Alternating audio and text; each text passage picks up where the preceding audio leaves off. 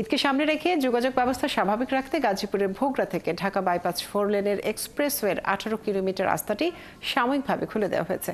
ঈদের আগে 5 দিন ও পরে 5 দিন এই পথ দিয়ে কোনো টোল ছাড়াই যানবাহন যাতায়াত করতে পারবে। প্রকল্প সংশ্লিষ্টরা জানিয়েছেন 3,500 কোটি টাকা ব্যয়ে এই প্রকল্প নির্মাণের কাজ শেষ হবে এ বছরের ডিসেম্বরে। এরই মধ্যে প্রকল্পটির 65% কাজ শেষ হয়েছে। তবে শুধু ঈদ যাত্রা স্বাভাবিক রাখতে ভোগড়া থেকে নারায়ণগঞ্জ পূর্বাঞ্চল পর্যন্ত 18 কিলোমিটার 4 লেন এক্সপ্রেসওয়ের রাস্তাটি সাময়িকভাবে চালু করা হয়েছে।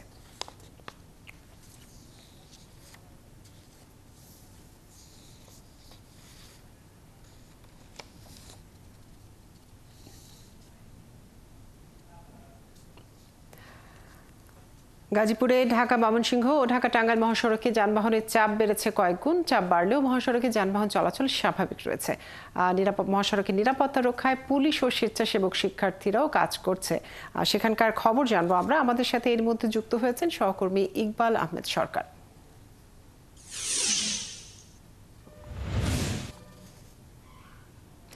ইকবাল, জানাবেন যে চান্দনা চৌরাস্তা ও চন্দ্রা স্টেশনে যাত্রী চাপ কেমন রয়েছে আজ, এবং বাসে অতিরিক্ত ভাড়া আদায়ের কোনো ধরনের অভিযোগ রয়েছে কিনা, সড়কে আইনশৃঙ্খলা বাহিনীর উপস্থিতি কেমন দেখছেন, সার্বিক বিষয় জানাবেন।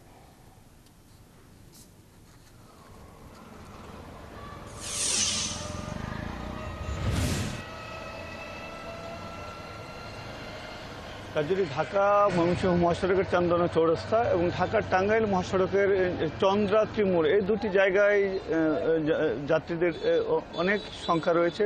একইভাবে যানবাহনেরও চাপ বেড়েছে। তবে দীর্ঘ যানজট কোথাও নাই, কিছুটা সমস্যা হচ্ছে, একটু মেনেই নিতে হবে। যেহেতু ঢাকা টাঙ্গাইল এবং ঢাকা ময়মনসিংহ মহাসড়কের সংযুক্ত চান্দনা চৌরাস্তা, এখানে সিগন্যাল দিয়ে গাড়ি পারাপার করতে হয়। অর্থাৎ এক লেন থেকে ময়মনসিংহ লেন থেকে ঢাকার দিকে যখন যানবাহন ঢুকে তখন টাঙ্গাইল দিক থেকে আসা যানবাহনগুলি একটু থামতে হয়। আর কিছু কিছু জায়গায় বিআরটির যে ফ্লাইওভার রয়েছে কিংবা বিআরটির যে স্টেশন রয়েছে সেই জায়গাগুলোতে রাস্তা চাপা হয়ে গেছে, অর্থাৎ লেন কমে গেছে। সেই জায়গাটিতে ধীরে ধীরে যানবাহন চলাচল করতে হয়। এই কারণে এইসব জায়গায় কিছু লম্বা সারি পড়ে যাচ্ছে।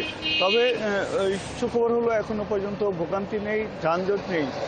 কিন্তু যে ভাড়ার নিয়ে অভিযোগ সেটা কিন্তু থামছেই না। ময়মনসিংহগামী বা নেত্রকোনা জামালপুরগামী ভাড়া বেশি নেওয়ার অভিযোগ রয়েছে। একইভাবে চন্দ্রা ত্রিমোড় থেকে উত্তরবঙ্গের বিভিন্ন গন্তব্যে যাওয়ার জন্য ভাড়া বেশি নেওয়ার অভিযোগ রয়েছে। যদিও আইনশৃঙ্খলা বাহিনী বলছে তাদের কাছে সুস্পষ্টভাবে কোনো অভিযোগ আসলে তারা ব্যবস্থা নেবে। অন্যদিকে পুলিশের পক্ষ থেকে কড়াকড়ি ব্যবস্থা নেওয়া হয়েছে। যথাযথ গাড়ি পার্কিং না করার ব্যাপারেও তারা চেষ্টা করছেন এবং যানবাহনের যেন কোথাও থেমে না থাকে যাত্রী ওঠাকে কেন্দ্র করে, সেটাও তারা চেষ্টা করছেন। অর্থাৎ দুটো জায়গায়, এমনকি আরও কয়েকটি পয়েন্ট যেমন টঙ্গী স্টেশন রোড, বোটবাজার, গাজীপুরা, ভোগড়া মোড়, এই সকল জায়গায় যেই জায়গাগুলিতে যানজট লেগে থাকে, বিশৃঙ্খলা হয়ে থাকে, সড়কের শৃঙ্খলা রাখার জন্য, গতি স্বাভাবিক রাখার জন্য, নিরাপদ নির্বিঘ্নে যাত্রীদের যাতায়াতের জন্য আইনশৃঙ্খলা বাহিনী আন্তরিকভাবে চেষ্টা করে যাচ্ছে। আমরা দেখেছি যে তারা চালকদের সাথে তারা চালকদেরকে থামতে দিচ্ছে না বা তারা তাদের মতো করে দায়িত্ব পালন করে যাচ্ছেন। তবে শেষ পর্যন্ত গতকাল সরকারি অফিস আদালত ছুটি হলেও এখনও কিন্তু পোশাক কারখানা দু একটা ছাড়া বেশিরভাগই ছুটি হয়নি। কিছু পোশাক কারখানা হয়তো আজকে ছুটি হবে, কিছু পোশাক কারখানা কালকে ছুটি হবে। তো এই যে পোশাক কারখানাগুলি ছুটি হবে তখনই আসলে সড়কের আসল চিত্রটা বোঝা যাবে যে কতটা আইনশৃঙ্খলা বাহিনী সামাল দিতে পারে। তবে তাদের নানা প্রস্তুতি রয়েছে। তারা বলছেন যদি একসাথে লক্ষ লক্ষ শ্রমিক আশাকে ঘিরে যদি সড়কের দীর্ঘ ভোগান্তি দেখা যায় তাহলে তারা বিকল্প পথে যানবাহন চলাচল করানোর চেষ্টা করবে। অর্থাৎ ঢাকা থেকে উত্তরবঙ্গ বা উত্তরাঞ্চলমুখী যানবাহনগুলি স্বাভাবিকভাবে মহাসড়কের জন্য ছেড়ে দেওয়া হবে। আর ঢাকা থেকে উত্তরবঙ্গের জন্য যেমন স্বাভাবিক থাকবে, আর উত্তরবঙ্গ বা উত্তরাঞ্চল থেকে অর্থাৎ ময়মনসিংহ কিশোরগঞ্জ পথ থেকে যেই সড়ক গাড়িগুলি আসবে সেগুলি বিকল্প পথে তারা চালানোর চেষ্টা করবে, অর্থাৎ বিকল্প পথে যাওয়ার চেষ্টা করবে। ইকবাল, আপনাকে অনেক ধন্যবাদ যুক্ত থাকার জন্য।